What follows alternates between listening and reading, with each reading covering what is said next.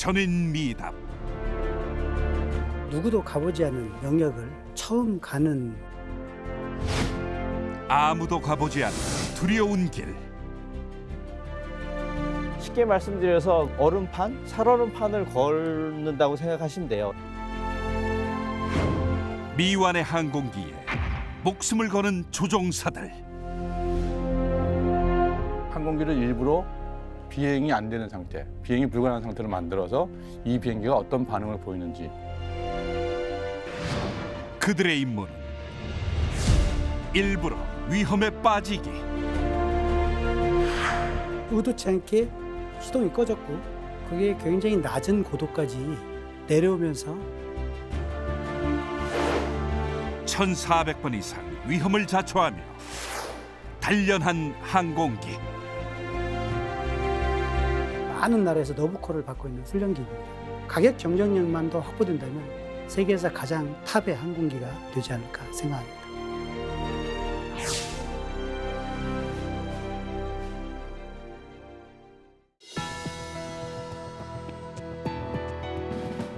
여러분 안녕하십니까? 첨단 국가의 초석, 방위산업의 라미경입니다. 오늘부터는 T-50 고등훈련기의 시험 비행 과정에 대해서 살펴보겠습니다. 높은 하늘의 조종석에서 그리고 지상의 통제실에서 T-50 고등훈련기를 더 강하고 날렵하게 연마하신 시험 비행 요원 4분 모셨습니다. 먼저 T-50을 포함해 다양한 국산 공군 항공기 시험 비행 요원으로 활약하신 온용섭 대령 모셨습니다. 반갑습니다. 온용섭 대령입니다. T-50의 시험 비행 조종사로 최초의 초음속 비행을 수행하신 주인공이시죠. 한국항공의 이충환 수석연구원 자리하셨습니다. 안녕하십니까. 이충환 수석연구원입니다. 역시 공군과 한국항공에 근무하시며 다양한 국산 공군 항공기 시험 비행을 이끌어오신 이동규 수석연구원 나오셨습니다. 안녕하십니까. 이동규 수석연구원입니다. 마지막으로 공군 52 시험평가전대에 근무하시며 T-50 고등훈련기의 시험 진행관 임무를 수행하신 현준호 수석연구원 함께 하시겠습니다. 안녕하십니까. 현준호 수석연구원입니다. 네 분 모두 이제 T-50 시험 비행에 투입되기 전에요. 미국과 영국에서 각각 교육을 받으신 걸로 알고 있는데요. 시험 비행 조종사와 기술사에 대한 이해를 좀 우리 시청자들께 좀 도와주기 위해서 각각 이제 미국과 영국에서 어떤 교육을 또 받았는지, 또 시험 비행에서 지금 이제 영국과 미국이 대부분 이제 선진국으로서의 또 배워야 될 이런 시사점이나 교훈점이 있었을 텐데 그런 부분을 좀 중심으로 해서 좀 듣고 싶은데요. 온 대령님, 어떤 부분을 좀 소개해 주시겠어요? 저는 일단 전반적인 거를 좀 얘기를 하고 세부적인 내용은 또 다른 사람이 같이 소개를 하는 걸로 하겠습니다. 예. 저희가 접하고 있는 우방국의 시험비행 학교는 실제로 미국과 영국의 두 나라의 시험비행 학교를 갔다 왔습니다. 실제 미국에는 미 공군에서 운영하고 있는 미 공군 시험비행 학교, 미 해군에서 운영하고 있는 미 해군 시험비행 학교, 그리고 비영리 사립기관인 미국 국립시험비행학교 이렇게 3개가 있고요. 영국에는 영국 공군에서 운영하는 엠파이어 테스트 파일럿 스쿨이라고 ETPS가 있고요. 그다음에 사립기관으로 되어 있는 인터내셔널 테스트 파일럿 스쿨, 그리고 국제시험비행학교가 있었습니다. 이 두 시험비행학교가 있었고요. 여기에 있는 분들은 각각 그 NTPS하고 ITPS에 졸업한 인원들입니다. 시험비행학교 교육은 크게 그 첫 단계에서는 이론 교육, 주로 공학, 역학, 공학, 역학이라면 뭐 비행 미적분부터 시작해서 공업수학, 뭐 항공역학 이런 이론적인 교육을 한 2개월 정도 진행을 하고요.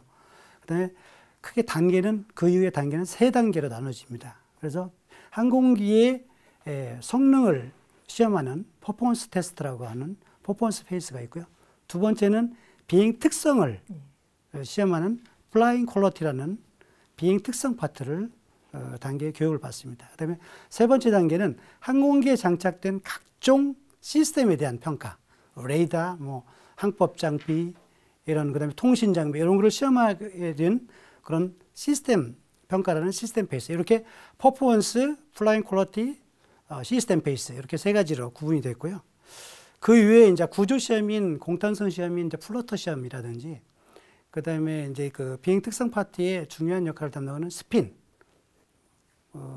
그다음에 고영각 시험들이 이제 주로 시험 그 과목으로 돼 있고요. 실제로 과목별 이론 교육을 한 후에 교관하고 올라가서 시험 비행 절차를 숙달하고 그러고 나서는 데이터 비행을 합니다.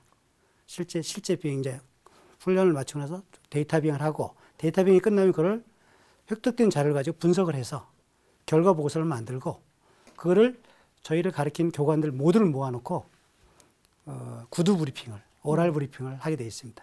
그때 가장 긴장되죠.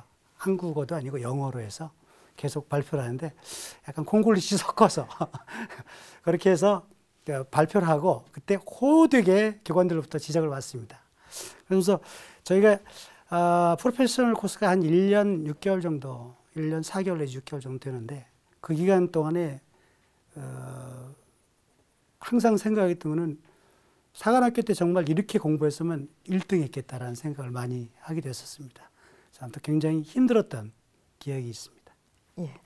이제 원대리님께서 이제 미국과 영국의 기관에 관련된 것들 또는 과목에 관련된 부분을 좀 설명을 좀 주셨는데요. 이번에 이충환 수석께서 예. 사실은 지금 먼저 말씀하신 원대령은 저의 1년 시험병학교 선배입니다. 선배님이 설명을 잘해 주셔가지고 제가 말씀드릴 것은 없는데 사실은 제가 그 1년 동안 교육을 받으면서 느낀 것은 지금까지 본군에서 8년 동안 1000시간을 넘게 전투기를 탔는데 그것도 전투조종사를 가르치는 교관까지도 해봤는데 정말 비행기를 너무 모르고 탔구나라는 이러한 좀 부끄러운 생각이 좀 들더라고요. 그래서 사실은 1년이 끝난 다음에는 제가 이제 좀 비행기를 좀 알겠구나라는 생각이 좀 들더라고요. 그만큼 1년 동안 배우는 그 커리큘럼이 상당히 도움이 많이 됩니다. 예를 들자면 이제 1년 동안 배우고 나서 마지막 과정이 파이널 레포트라고 지금까지 타보지 않은 항공기를 한 대여섯 번 타고 그 비행기를 평가하는 겁니다. 이 비행기가 좋다 좋다를.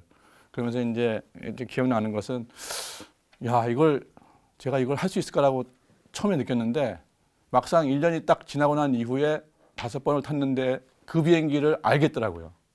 그만큼 이제 1년 동안의 그 과정이 굉장히 타이트했다는 것을 말씀드리고 싶고요.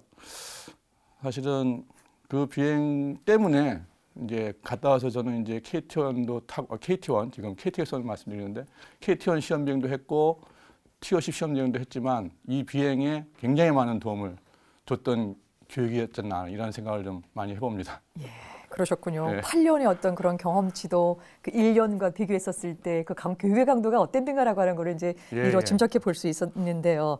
이동규 수석님 어떠셨습니까? 두 분이 말씀하신 거하고 거의 뭐 대동소이하고요. 지금 기억 그게 벌써 한 20년 전 일이라 지금 아직도 기억에 생생한 건 항상 바빴다. 뭐 할 일이 많고 숙제가 많고 그랬다는 거. 그러니까 심리적으로 그 압박받고 지냈던 그 기억밖에 사실 정확히 나는 거는 그 기억이고요. 어디로 갔다 오셨어요? 저는 영국 현준호 수석하고 영국에 있는 그 사립 시험비행 학교를 다녀왔습니다. ITPS라고. 근데 그 지금 지나고 또 개발 비행 임무를 좀 오래 경험하고 이제 깨닫게 된 사실은 이제 그 시험 비행 과정 1년이 어떤 특정 부분, 특히 조종사한테는 엔지니어링적인 특정한 부분의 전문가를 만들려고 했던 교육이 아니고, 물론 교육은 다 합니다. 이론 교육부터 역학부터 공학부터 뭐 시스템부터 각종 그 항공기 개발에 관련이 있는 부분은 조금씩 다 이렇게 소개를 하고 다루는데, 그게 이제 결론적으로는 항공기 개발의 처음부터 끝까지의 과정을 모두 간단하게나마 소개시켜서 큰 그림을 보게 하는 과정이었던 것 같다라고 이제 뒤늦게 깨닫게 되더라고요. 그래서 거기서 이제 해줬던 교육이나 그 프로젝트가 저걸 왜 해야 되는지 사실 그 당시에는 잘 모르고 넘어갔던 게 많은데, 그게 이제 실무를 하다 보니까 아, 그때 이런 이유로 이런 거를 소개하고 가르쳤구나 하는 걸 좀 늦게 느끼게 되는 그런 과정인 것 같습니다. 예, 굉장히 또 중요한 말씀도 주셨죠. 그러니까 유기적으로 종합적으로 우리가 시험병을 할 수 있는 것들 전체를 볼 수 있다라고 하는 거. 그냥 각각의 역할에서 볼 수 있는 한정된 부분이 아니라 이 처음부터 끝까지의 과정들을 숙지하고 알고 타는 부분들은 굉장히 중요한 사안이라는 생각이 좀 들게 되는데요. 현수석님, 지금 저희 세 분께서 이제 해외에서 시험 비행 교육을 받으셨던 경험을 말씀을 주셨는데요. 그게 이제 20년 전의 이제 이야기입니다. 항공기 개발이 이게 중요한 만큼 이 시험 비행에 관련된 인력 양성하는 일들도 상당히 또 상대적으로 중요할 텐데, 과연 지금 현재 시점에서 우리 한국 상황은 어떤가? 인력 양성의 어떤 현장의 어떤 주소는 좀 어떻게 되는가? 앞으로 어떤 전망적인 부분들을 조금 알고 싶은데요. 아울러서 이제 좋은 인력을 양성하기 위한 그간의 경험으로 봤었을 때 어떤 팁이나 노하우 이런 부분들도 아울러 말씀을 좀 주시죠. 그 맞는 말씀입니다. 저 공군도 그 인력 양성의 중요성을 인식하고 2007년부터 개발 시험 및 기술사 과정을 개설했고요. 2014년부터는 정규 과정을 개설해서 조종사를 키우고 있습니다. 현재까지 양성된 인원은 시험비행 종사 12명, 그다음에 시험비행 기술사 18명이 양성됐고요. 그 양성된 인원들을 계속 그 선진 기술을 받아들이기 위해 가지고 2014년부터 미 공군, 그다음 미 해군 시험비행학교하고 연례적으로 상호 교류를 하면서 시험비행 발전 방향을 또 모색하고 있습니다. 그 현재는 아까 온 대령님께서 말씀하셨지만 우리 여건이 안 맞아가지고 세 페이스 중에 2페이스만 성능하고 플라잉 퀄리티 페이스만 한국에서 시험비행 과정에서 가르치고 있습니다. 지금 현재 그 부족한 부분은 외국 시험비행학교 도움을 받아가지고 진행하고 있는데 아마 KFX가 끝나게 되면은 우리도 이제 시스템 과정도 전반적으로 다 가르칠 수 있는 좋은 여건이 마련될 것 같습니다. 지금 현재 또 하나 더 아쉬운 거는 시험비행 학교가 비행대대 소속으로 이렇게 좀 작은 규모로 되어 있다 보니까 여러 가지 지원이나 인식들이 아주 조금 부족한 상황에 있습니다. 그래서 비행대대에서 떨어져서 완편된 하나의 진짜 학교처럼 모습을 갖춘다면 더 우수한 인력들이 지원하고 하게 될 것으로 예상이 되고 아울러서 우리도 외국처럼 민간 조종사도 교육할 수 있는 그런 방향이 되면 좀 더 커지지 않을까 생각됩니다. 예. 지금 현재는 비행기도 소속으로 되어 있군요. 예, 비행기대의 한 비행대로 작은 이제 규모로 운영되고 있습니다. 별개의 양성 기관으로 별도로 나와 있어야지만 이후에도 조금 상당 부분 영향을 좀 발휘할 것이라는 말씀을 좀 주셨는데요. 온 대령님은 어떻게 보셨습니까? 실제로 국내 시험비행 교육과정은 이제 전대가 창설된 게 99년 12월 1일부로 52시험평가 전대가 창설됐습니다.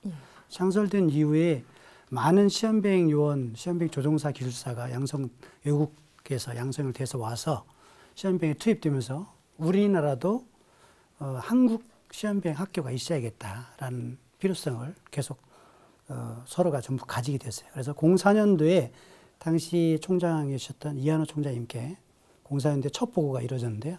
그때 보고 당시에는 07년도부터 시험비행 기술사 과정, 사실은 시험비행 조종사와 기술사 과정은 같은 학교에서 교육은 받긴 하지만 역할이 정확히 분리가 되어 있습니다. 시험비행 조종사는 비행을 하는 게 주고 기술사는 계획, 분석, 이런 보고서 작성, 이런 내용과 그다음에 동승, 그다음에 통제실의 컨덕 업무 이런 게 주가 되는데 아무래도 비행 기술사는 훈련 절차 자체에 비행 소티가 적습니다.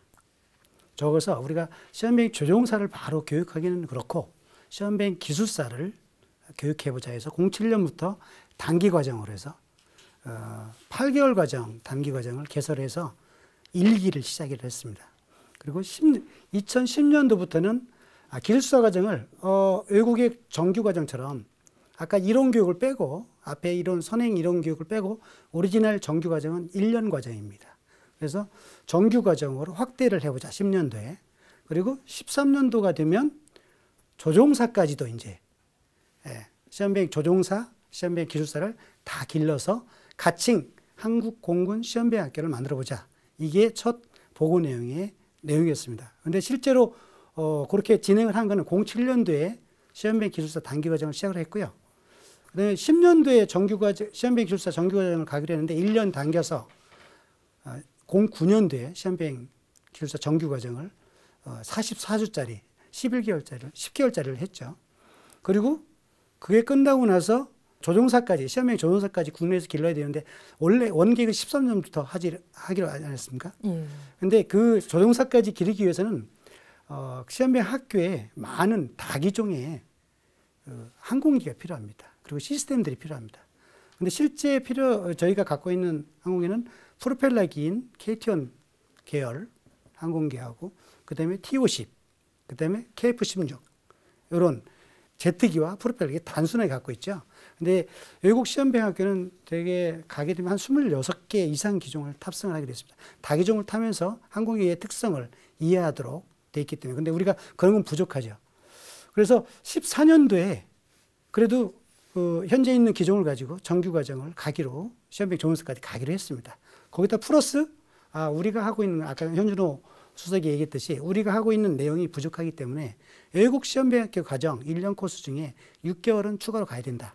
그래서 외국 시험비행학교인 ITPS하고 NTPS하고 협조를 해서 6개월 과정을 추가로 하고 있습니다. 그래서 토탈 과정은 국내 과정 1년에다가 플러스 외국 과정 6개월 이렇게 해서 정규 과정을 새롭게 만들었습니다. 그러면서 예산적으로 봐도 시험비행 조종사가 보통 12억 정도 한 명 기는데 시험비행 기술사는 한 8억에서 10억 정도 드는데 저희가 이제 반으로 줄였기 때문에 6억 정도 예산을 50% 절감을 할 수 있는 그런 굉장한 학교가 됐죠. 그렇지만 아직도 여전히 외국에서는 이제 민간인들도 교육을 진행을 하고 있고 있는데 우리는 순수 공군 요원들 시험비행 요원만 기르고 있는 상태입니다. 그리고 향후에 아까 얘기했듯이 이 학교가 시험비행 대대 안에 있는 게 아니고 한국 공군 시험비행학교라는 명칭 아래 별도로 해서 여러 가지 더 추가된 교육 방법이 있는데 그 교육 방법을 포함해서 발전을 했으면 좋겠습니다. 네. 혹시 이것 말고도 좋은 인력을 양성하기 위해서 이제까지 경험을 해보니까 이런 좀 많이 있었으면 좋겠다. 아니면은 뭐 지금 시청자 여러분들이 아니면 관계자분들도 보실 수 있기 때문에 혹시 뭐 제한 부분이 있으면 말씀을 좀 주시죠. 제 생각에는 시험비행 분야 양성, 그러니까 시험비행 조종사나 기술사 양성도 중요하지만 이것은 우리 한국이 가지고 있는 이 항공 산업이 좀 발전이 되면서 같이 가야 된다고 보거든요. 이 일거리가 있어야지 시험비행 조종사도 필요하고 기술사도 필요한 건데 그런 의미에서 지금 한국형 전투기도 이제 개발을 하고 있는 중이고요. 거기에 이어지는 뭐 무인 전투기라든가 아니면 뭐 스텔스 비행기라든가 이런 것들이 계속 이렇게 국내에서 좀 이렇게 소요 제기가 되고 개발이 되고 그게 또 우리 공군에 쓰이고 하는 이러한 것들이 좀 균형감 있게 가는 것이 바람직하지 않나 이런 생각을 좀 많이 해봅니다. 네. 말씀 잘 들었습니다. 여러분께서는 지금 첨단 국가의 초석 방위 산업을 시청하고 계십니다.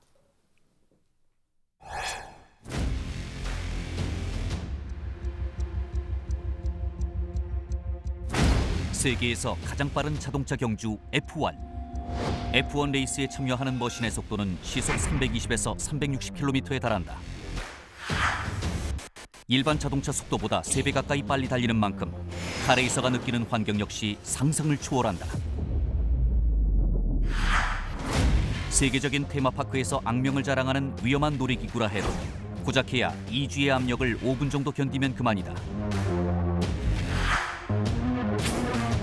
그러나 F1의 카레이서가 코너를 돌 때에는 약 4G의 압력을 견뎌야 한다. 뿐만 아니라 운전석 등받이 바로 뒤 1000마력 이상의 엔진이 돌아가고 발 앞에는 섭씨 1000도 가까이 올라가는 카본 브레이크가 있다. 여기에 아스팔트의 뜨거운 열기까지 지면에 낮게 깔린 머신으로 빨려 들어와 운전석 내의 온도는 섭씨 50도에 육박한다.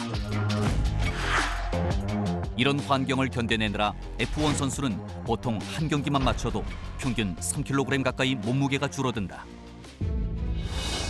그렇다면 음속을 넘나드는 항공기의 경우는 어떨까?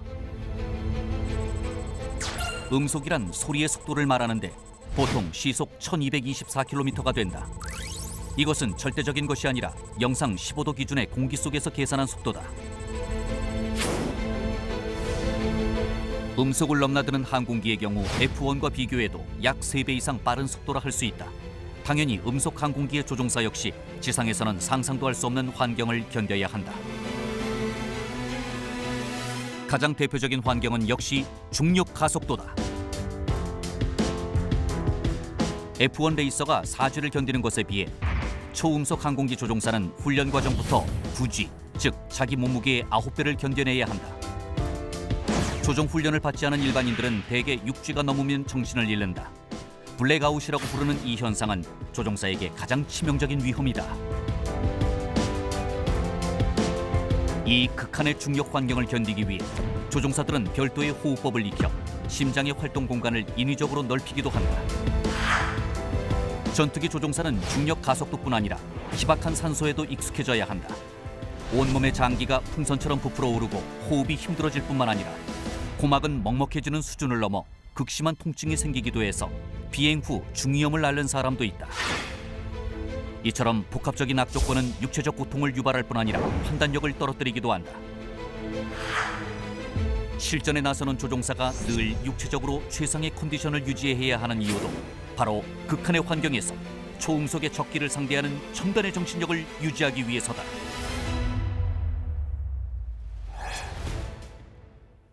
네, 첨단 국가의 조석 방위 산업. 오늘은 T-50 고등 훈련기의 시험 비행 과정에 대해서 살펴보고 있습니다. 자, 이제 실제 현장에서 이제 시험 비행이 어떻게 되는지 조금 이제 자세히 좀 여쭤보겠습니다. 이충환 수석님. 예. 이제 시험 비행은 일반 비행에 비해서요, 이 파일럿이나 이 기술사가 이제 준비해야 될 사항이 이제 굉장히 이제 많은 걸로 알고 있는데요. 구체적으로 일반 비행사, 또 그 조종사, 또 기술사 이들 간의 기본적인 어떤 준비의 어떤 차이가 좀 있습니까? 예, 제가 시험 비행을 하면서 느낀 것은 사실 조종사 입장에서는 시험 비행이나 일반 비행이나 준비하는 과정은 거의 유사합니다. 뭐 날씨를 보고 예측한다든지 어디로 가서 비행한다든지 비행 시간은 얼마고 제가 할 임무는 뭐고 이런 것들이 다 비슷비슷한데 가장 차이 나는 것은 두 가지로 볼 수 있다고 저는 생각하거든요. 근데 그 중에 하나가 이 시험 비행은 완전하지 않은 비행기로 한다. 미완성의 항공기로 하기 때문에 그만큼 항공기가 나빠질 가능성이 일반 비행에 비해서 많다는 겁니다. 예. 그래서 시험비행 조사는 그 부분을 좀 많이 염두에 둬서 준비를 하고 있고요. 그다음에 또 한 가지는 이 시험 비행은 일반 비행하고 틀리게 실시간으로 모니터가 됩니다. 지상에서 조종사가 하는 조작도 볼 수가 있고요. 조종사가 이 숨가쁘게 돌아가는 이 말소리까지도 다 들을 수 있거든요. 그게 무슨 말이냐면은 이 시험을 하다가 좀이라도 데이터가 나쁘면 지상에서 지시를 합니다.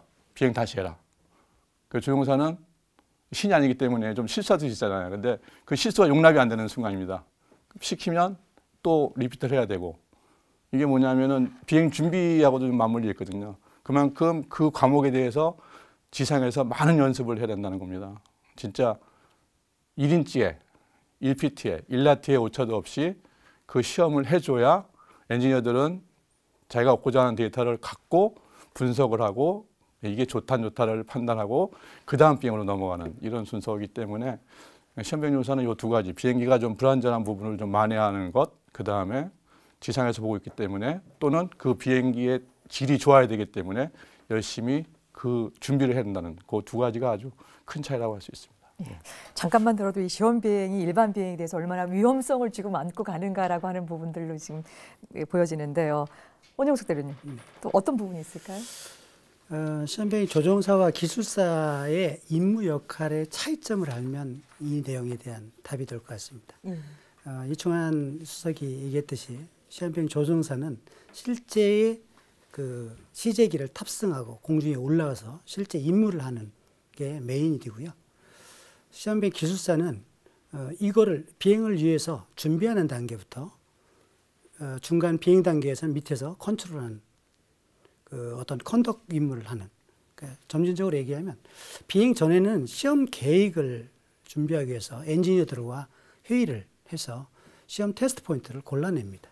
그리고 그래서 계획을 만들면 그 만들어진 계획을 가지고 테스트 카드라는 걸 작성을 하게 되고요.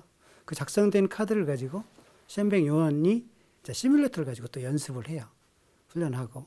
그리고 그런 절차를 밟는 중에 이제 비행을 하게 되면 시험 비행 조종사는 실제 비행기를 탑승하고 올라가고요. 시험 비행 기술사는 지상 통제실에서 컨덕 임무를 합니다.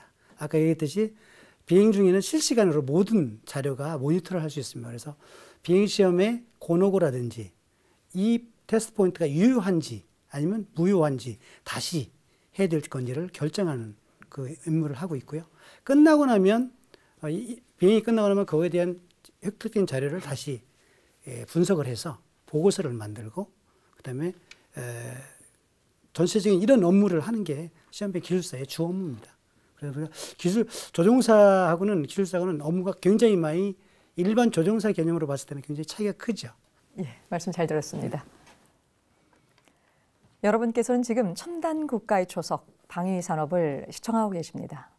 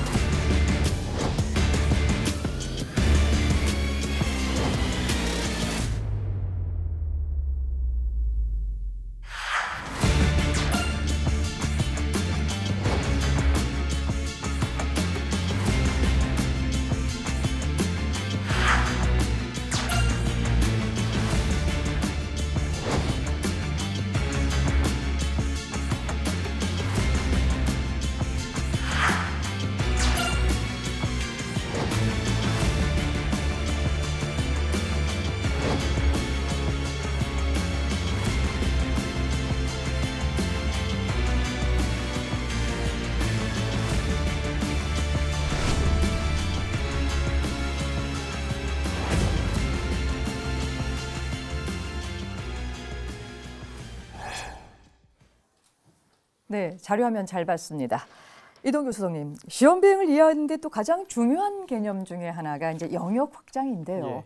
저희가 이제 앞선 프로그램에서도 영역 확장에 관련된 이야기가 간간히 좀 나왔습니다만은 오늘 정말 또 중요한 분들 모셨기 때문에 그 확실하게 이 개념을 좀 정리하고 좀 갈 필요가 있을 것 같습니다. 보통 이제 시험 비행에서 영역 확장이라고 하는 것이 어떤 개념인지 좀 쉽게 설명 부탁드리겠습니다. 예. 영역 확장이라고 하는 것은 정확히 표현을 드리자면 비행 영역 확장입니다. 그래서 비행 영역을 늘리는 거, 이렇게 글자 그대로 이런 개념인데 예를 들어 항공기가 T50 같은 경우에는 최대 속도가 마하 1.5고요. 그 고도는 4만 피트, 조종사들이 흔히 G라고 하는 그 하중 배수는 플러스 8G, 마이너스 3G. 이게 이제 개발 목표거든요. 이걸 가지고 전체 비행 영역이라고 합니다. 그 비행 영역을 처음부터 항공기가 이제 나와가지고 첫 비행 올라가서 이 영역을 다 제한 없이 비행할 수 있는 게 아니거든요. 물론 그 설계부터 해석부터 해가지고 그거에 적합하게 최대 비행 영역까지 비행해도 문제가 없게 항공기를 설계해서 만들어냈지만 실제 비행 시험을 통해서 그 영역까지 가서 안정성이나 구조적인 측면이나 이런 게 이상이 없다는 걸 확인해야만 이제 최종적으로 이 비행기는 이만큼 영역에 제한 없이 운영을 할 수 있다 이렇게 되거든요. 그래서 처음에는 그 전체 비행 영역 중에 가장 해석적으로도 그렇고 안전하다고 확신이 드는 영역에서 비행을 시작합니다. 이 전체 영역의 가장 중간 지점에서 그 영역에서만 비행을 하고요. 그 다음에 이제 쉽게 말씀드려서 그 얼음판, 살얼음판을 걷는다고 생각하시면 돼요. 그래서 얼어있는 강을 건널 때 성큼성큼 뛰어서 건너가는 사람 별로 없지 않습니까? 얼음이 얼마나 두꺼운지 얇은지 확인해야 이제 갈 거 아니에요. 그래서 이것도 마찬가지입니다. 그래서 중간 영역부터 시작해서 영역을 요만큼 예를 들면 속도는 뭐 50나트, 하중 배수는 뭐 한 3G 이렇게 늘려서 한 걸음 나가서 시험을 합니다. 그래서 시험을 해서 시험 결과가 뭐 예측한 거랑 크게 차이도 없고 설계 범위 내에서 다 만족을 하고 그렇게 안정성이 확보가 되면 이 영역은 그만큼 늘어나는 거죠. 그래서 이걸 한 걸음 한 걸음 단계 영역을 확장해 가서 궁극적으로는 처음에 계획했던 전체 비행 영역에서 아무런 문제 없이 비행해도 된다라고 했을 때 영역 확장이 끝나게 되는 겁니다. 예. 오늘은 혹시 부연 설명하실 거? 예, 이동규 수석이 얘기한 내용에 이제 비행 영역 확장이라는 내용에 조금 첨을 해서 얘기를 하면 비행 영역 확장은 두 가지 종류로 해서 확장을 합니다. 첫 번째는 속도 영역 확장이라는 게 있고요. 아까 TO12 최대 속도가 마크 1.5, 음속에 1.5배까지 날 수 있다라고 하지 않았습니까? 그다음에 고도는 4만 피트라고 얘기했는데요. 그 고도 지상 C레벨부터 지상으로부터 공중 4만 피트까지 영역 내에서 마크 1.5까지 비행할 수 있다는 것을 날 수 있다는 것을 보이는 비행 속도 영역 확장이 있고요. 그거는 플러터라는 시험을 하게 되어 있습니다. 공탄선 시험이라고 해서. 왜냐하면 그 속도 이상이 되면 항공기가 부러질 수도 있다. 이런 시험을 진행을 한 거고요. 그다음에 구조적인 시험은 구조 하중 배수라는 시험을 하게 됐습니다. 그래서 최대 아까 마이너스 3G에서 플러스 8G, 우리 중력 가속도를 1G로 보는데 그게 8배까지 중력 가속도를 더해도 항공기가 부러지지 않는다. 그거는 마이너스 쪽으로는 마이너스 3G까지 견딜 수 있다. 이런 시험을 하는 거를 구조 하중, 응력 하중 시험이라는 걸 합니다. 그래서 실제로 이 두 시험을 거치게 되면 조종사들은 잘 알고 있는데 VN 선도라는 거를 속도 대 하중 배수에 대한 선도를 그리게 되어 있습니다. 그게 이제 비행 영역 확장이라는 그림이거든요. 그 영역 내에서 실제로 이 두 종류의 시험을 완료해서 모든 영역을 확장하는 게 아니고요. 그 확장된 범위 내에서 거기에 아까 얘기했던 시험비학교에서 배운 두 번째 페이지는 비행 특성 파트, 플라잉 퀄러티 안에 들어가면 스테빌리티 컨트롤도 있고 여러 가지 시험들이 각 종축, 횡방축에 대해서 시험들이 있습니다. 그냥 단순하게 속도만 증가된다고 혹은 로드 팩터가 증가된다고 확장되는 게 아니고요. 그 안에서 수많은 다른 종류의 시험들이 다 왕절이 돼야 그 속도 영역이 비로소 비행 영역이 확장됐다고 할 수 있습니다. 지금 이제 이 속도하고 이제 구조 하중 문제로 해서 영역을 얼마만큼 확장시켜 나갈 것이냐, 즉 T-50이나 새로 개발되는 항공기의 성능 영역을 우리가 어디까지 가늠해 볼 수 있을 것이냐라고 하는 부분 굉장히 중요하긴 한데 상대적으로 굉장히 이제 안정성이나 이런 부분에 있어서 이제 어려움을 좀 많이 겪을 것 같은데요. 오늘 이제 시험 비행 조종사로 이제 두 분이 이제 역할을 해주셨거든요. 우리 이수석님께서 해주셨는데. 그 시험 비행 중에서 경험했던 몇 가지 사례를 조금 말씀해 주시면 이 과정이 얼마나 어려운 과정인가라고 하는 것들을 우리가 반증해서 조금 볼 수 있을 텐데요. 우리 이충원 수석님 어떤 좀 사례가 있었습니까? 예, 제가 T-50은 한 5년 동안 비행을 했던 걸로 기억이 나는데 사실 시험 비행을 하다 보면 크고 작은 항공기 결함이 있으면서 이제 비상 상황이 일어나는 건 뭐 당연한 일입니다. 근데 저는 공교롭게도 이렇게 기억에 남을 만한 심각한 비상 상황은 많이 없었습니다. 제가 이 자리에서 말씀드리고 싶은 것은 사실은 이 비상 상황을 일부러 만들어서 항공기가 어떻게 반응하냐 이것 자체가 시험 비행의 일부이거든요. 예를 들면 공중에서 항공기의 엔진을 끄고 일부러 끄고 사실 이건 일반 비행에서는 심각한 해버릇이거든요. 근데 저희는 시험 비행을 통해서 그걸 검증을 해야 되기 때문에 공중에서 엔진을 끄고 엔진을 끈 이후에 항공기 반응이 어떤지 그리고 그 비행기를 에어 스타트, 공중에서 하는 걸 에어 스타트라고 하는데 재시동이 잘 되는지 이런 걸 검증하는 게 시험 비행이거든요. 사실은 비상 상황을 만들어서 그걸 이제 검증하는 것이요. 또 한 예를 들면은 이제 언급이 되겠지만 고영각 시험이라고 있습니다. 이것은 항공기를 일부러 비행이 안 되는 상태, 비행이 불가능한 상태로 만들어서 이 비행기가 어떤 반응을 보이는지 이게 과연 자동적으로 회복이 되는지 아니면 언컨트롤이 돼서 회복이 안 되고 떨어지는 이런 거 다 시험을 하기 때문에 사실은 시험 비행은 뭐 비상사항을 점검하는 이러한 아주 기본적인 그런 컨셉이 있습니다. 예, 그러셨군요. 이번에 이동규 수석께서는 어떤 등 경험이 있으셨습니까? 좀 역설적이게 또 그렇게 위험한 상황이 많이는 없습니다. 위험한 건 사실인데요. 그 위험한 그 리스크를 사전에 식별을 하고 그거를 예방할 수 있는 조치하고 계획하고 필요하다면 뭐 해석이나 이런 거를 다 미리 하고 준비를 하기 때문에 실제 아주 위험한 상황이 발생하는 거는 흔치는 않고요. 대신에 이제 그 영역 확장을 하면서 조종사로서 느끼는 어려움이 뭐냐면 좀 육체적으로 힘이 듭니다. 왜냐면 아까 뭐 하중배수 얘기하셨듯이 뭐 8G나 마이너스 3G 뭐 예를 F-16은 뭐 플러스 9G예요. 그거보다는 T-50은 한 원지가 작긴 하지만 근데 이제 운영조종사들은 그 9G를 그렇게 자주 걸거나 오래 유지하거나 뭐 이런 경우는 사실 그렇게 많지 않거든요. 최대 뭐 기동을 할 때 순간적으로 도달했다가 또 풀렸다가 뭐 이렇게 되는데 저희는 아까도 말씀 들으셨겠지만 테스트 포인트라는 게 있거든요. 아까 영역 확장을 하기 위해서는 그 포인트의 고도, 속도 조건, 하중배수 조건을 맞춰가지고 계획된 필요한 그 기동들이 있습니다. 각 뭐 조종 안정성도 있고 뭐 하중 시험도 있고 그런 기동을 해야 되는데 그러려면은 그 영역 끝단에서 머물러야 되는 시간이 좀 오래 필요해요. 그러니까 뭐 예를 들어 운영조종사는 뭐 한 10초만 하면 될 걸 저희는 뭐 한 30초 한다던가 뭐 이런 부분이 좀 육체적으로 조금 힘들었고요. 그리고 하중배수 중에서 이제 네거티브 마이너스 G로 가는 거 그게 이제 마이너스 G라는 게 뭐 쉽게 설명드리면 그 롤러코스터 탈 때 쭉 떨어지잖아요. 이제 그때 느껴지는 게 중력 가속도 방향이 이제 거꾸로 되는 게 그게 이제 네거티브 G인데 그거를 운영조종사들은 거의 안 하거든요. 왜냐하면 신체적으로 불편하고 그렇게 기동할 필요가 있는 게 그렇게 많이 없습니다. 그래서 그렇게 예를 들어 기술을 급격하게 다운을 시키려면 이렇게 뒤집어서 하는 방법이 있거든요. 그러면 포지티브로 바꿀 수 있으니까 편안하게 할 수 있고.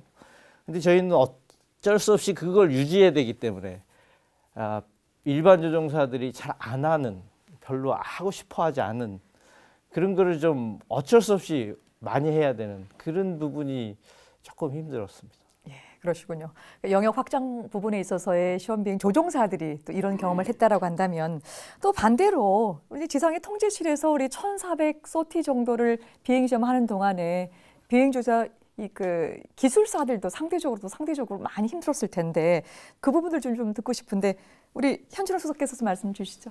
준비를 아주 많이 하고 신경을 많이 썼던 이제 시험 하나가 생각나는데 그게 T-50 첫 고영각 시험을 옆에 계신 이제 이충환 수석님하고 같이 했습니다. 제가 오기 전에 기록을 한번 찾아보니까 T-50 425번째 비행이고 2004년 6월에 아마 했던 거로 기억납니다. 그 시험을 준비하기 위해 가지고 앞에 나왔던 이제 여러 가지 시험들 조종 안정성 시험, 그다음에 스핀 리커버리 슛 전개 시험, 그다음에 공중 제시동 시험 이런 시험들을 많은 준비하고 많은 고민하고 해서 아마 성공적으로 잘 끝내지 않았나 생각됩니다.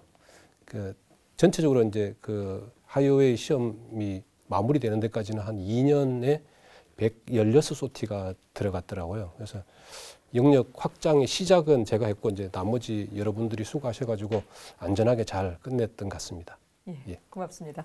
이번에 우리 오내령께서 모든 그 시험 비행은 누구도 가보지 않은 영역을 처음 가는 테스트 포인트들이 굉장히 많습니다. 그러다 보니까 위험 상황이 당연히 있기 마련이고요.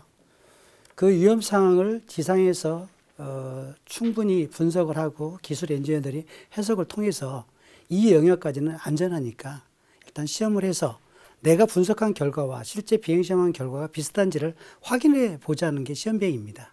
그래서 그러다 보니까 실제로 비행할 때 위험 상황이 빠진 일이 있죠. 우리가 미리 기계획했던 거는 위험 상황으로 안 봅니다. 우리가 그렇게 나올 줄 알았어. 그런 상황으로 갈 줄 알았어. 라는 건데 의도치 않게 빠지는 경우가 있었거든요.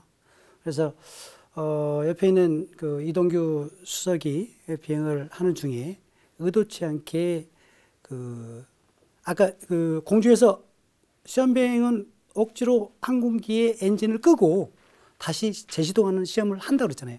근데 그때는 그 시험이 아니었어요. 의도치 않게 시동이 꺼졌고 그게 굉장히 낮은 고도까지 내려오면서 반복해서 에어스타트를 해서 결국 지금 여기 이 자리에 있으니까 성공했으니까 살아 있으니까 여기 있겠죠. 그래서 그렇게 한 기억이 있고요. 그거는 나중에 이동규 수석이 다시 한번 얘기를 자세히 할 것 같고요. 두 번째는 제가 지상 통제실에서 있는데 마찬가지 이것도 의도치 않는 생각한 것보다는 당연히 회복이 될 거다라고 했는데 그때 시험이 뭐였냐면요. 네거티브 G 고형각 시험이라고 그래서 마이너스로 뒤집어서 최대 맥스 우리 항공기의 센터 오브 그래비티라고요. 무게중심 CG라는 게 있습니다. 그래서 얼마에서 전방 맥시멈 CG와 후방 맥시멈 CG가 있는데 이 범위에서 시험을 하는데 어떤 기동을 해도 문제가 없다라는 걸 이제 보여야 되거든요. 근데 그때 시험은 최후방 CG보다 조금 더 밖으로 나간 범위 밖에 운용 영역을 결정하기 위해서는 운용 영역까지 딱 시험하면 안 되고요. 그보다 조금 더 많이 시험을 해야 되거든요. 그래서 조금 더 많이 뒤쪽 후방 CG로 가서 고형각 인버티드 스핀 마이너스 고형각 시험을 했는데요. 실제로 고형각 시험은 34,000피트에서 들어가서 피치를 들고 38,000까지 상승 정도를 합니다. 그래서 배면을 뒤집어서 그 하이알파로 고형각 상태로 만들고 그 상태에서 강화를 하면서 회복을 시키는 조작을 하게 되어 있습니다. 근데 회복이 안 될 경우에는 조종사가 의도적으로 삼축 중에 종축을 잡기 위해서 피치락이라는 걸 합니다. 내려갈 때 더 누르고 올라갈 때 더 누르고. 그래서 실제 그때 당연히 회복이 될 줄 알았는데 회복이 안 됐어요. 회복이 안 돼서 반복해서 여러 번 또 피치락을 하고 원래 셋업은 그렇게 해서 내려오다가 2만 피트를 통과하면 시험 항공기는 스핀 슈트라는 게 달려 있습니다. 그래서 스핀 슈트를 펴서 종축을 잡아주게 돼 있어요. 그리고 그렇게 해도 회복이 안 된다. 그러면 10,000피트를 통과한 순간 항공기를 버리고 이젝션을 하게 돼 있습니다. 그래서 이제 모든 기술 엔지니어와 제가 이제 컨덕을 하고 있는 입장에서는 밑에서 볼 때는 긴장을 엄청 하고 있는 거예요. 피치락을 반복해서 하고 다행히도 2만 피트 전에서 회복이 돼서 스핀 슈트도 안 폈고 조종사가 항공기도 버리지 않았고 했던 굉장히 긴박한 상황이 있었는데 제 기억으로는 그것도 이동규 수석입니다. 반복해서 그런 일이 있었는데요.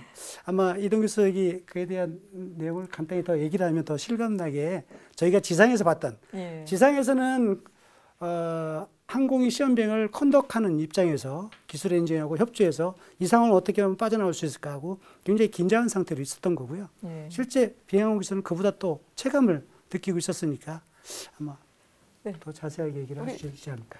이수께서 말씀을 좀 주시죠. 이제 한 예는 적어도 고속 끝단, 다른 예는 고고도 저속 끝단, 양쪽 반된 양쪽 끝단에서 일어난 거고요. 처음 건을 말씀드리면 엔진이 꺼졌던 사례는 저고도 임무의 고속이었습니다. 우리가 마 1.5였는데 그 마 넘버가 고도가 낮아지면 상대적으로 적어지고 대신에 계기 속도가 높아지거든요. 그래서 계기 속도로 제 기억에 한 620나트인가 였던 것 같아요. 625나트인가. 저희 T50 최고 속도가 계기 속도로는 675나트이거든요. 그러니까 그 바로 앞 포인트였던 걸로 기억나는데 엔진이 꺼진 건 아니고요. 제가 꺼트린 거죠. 근데 꺼트린 거를 뭐 의도적으로 꺼트린 건 아니고 이유는 좀 복잡한 여러 가지 이유가 있습니다. 그래서 그것도 기동 자체는 이렇게 누르는 아까 말씀드렸던 네거티브 G 기동이었고요.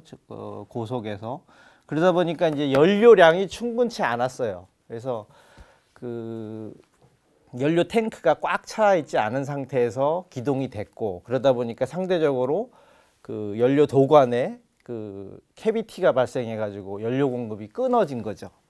근데 그거를 여기 원대령님과 같은 밑에 이제 통제실에서 모니터를 해서 실시간으로 알려주셨어야 되는데, 이제 거기에서도 커뮤니케이션에 약간의 좀 뭐 혼선이 있었어요. 그래서 이 충분히 이해는 갑니다. 왜냐하면 되게 그 시간이 짧거든요. 임무가 진행되는 시간이. 그러니까 여유 있게 뭐 이렇게 대화를 주고받을 그런 상황은 아니었고.